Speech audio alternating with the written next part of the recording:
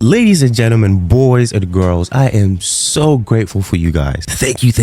Look, we are growing so fast, and I want to say thank you to each and every one of you for subscribing, okay? Kings and queens across the continent, I am grateful. And welcome back, where we echo the voice of Africa and tell stories untold. Now, this news article or this news topic we're about to talk about is not just a story about the past. It's about memory, about justice, and about truth that refuses to die. So this week, Algeria took a bold step, launching a new state-backed museum and media campaign to preserve its anti-colonial struggle, to remind the world of what France did. But guess what? Guess who's not happy? France. The same France that colonized Algeria for 132 years, killed over 1 million people, and now wants to pretend it was all complicated history. What do you mean? Anyway, let's break it down, okay? Because we have a lot to talk about. But before we begin, a quick primer first. So, Algeria, it was colonized by France in 1830, fought a brutal war of independence from 1954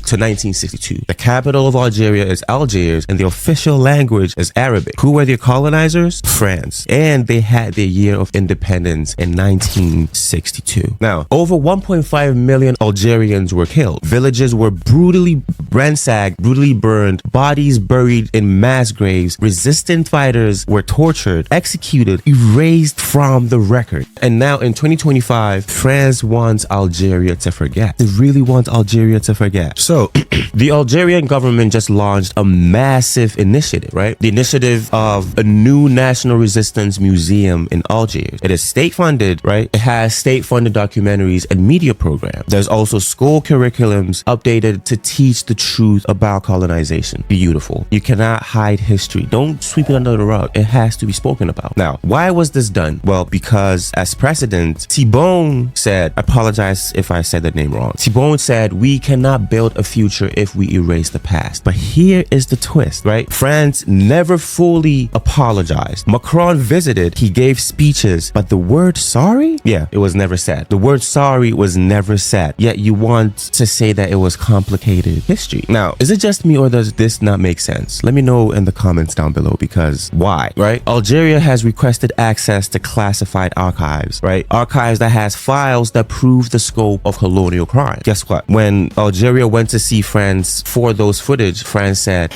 we're still reviewing it. We're still reviewing it. Well, reviewing what? We know about Napalm or napalm. We know about napalm, right? The forced sterilization, the destruction of Berber villages. We know about all of that. But France continues to play the gatekeeper of truth, and yet they claim to be partners, ally. What kind of ally speaks like that? What kind of ally treats you like that? What kind of ally comes in and does not even mention what they did to you? Well, I guess most of the people, but I think it's time for accountability, okay? Now, with all of this, right, here's what France didn't expect. Algeria's youth are not sleeping, okay? They're using TikTok, Instagram, WhatsApp, right? All these social media apps to share their story or to share the story of their grandparents, right? No, to share the story their grandparents told them. They're documenting oral history. They're interviewing veterans. They're wearing revolutionary slogans on hoodies, filming street theaters, remixing protest songs into rap anthems.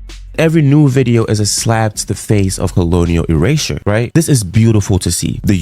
Our youth basically standing up and resisting what the colonial masters actually want them to do. They said, no, we're not going at your way. You want to review it? Fine, go do your thing. But we will be telling our story over here where the rest of the world can know what's going on. Y'all's interaction with us literally is between you and I, and history hasn't really been told. But with us doing this, yeah, it's going out there. Now, let's be clear. Colonization wasn't accidental. It was engineered. France banned Arabic in schools. They basically thought that Algerians were subjects, not citizens. They settled over 1 million Europeans on native land, and they built railroads not for us, but to export the stolen goods that they have and literally dip with them as soon as they have them, okay? They created an elite class of loyal Algerians trained to speak French but never to think freely, right? It wasn't just physical conquest. It was cultural warfare.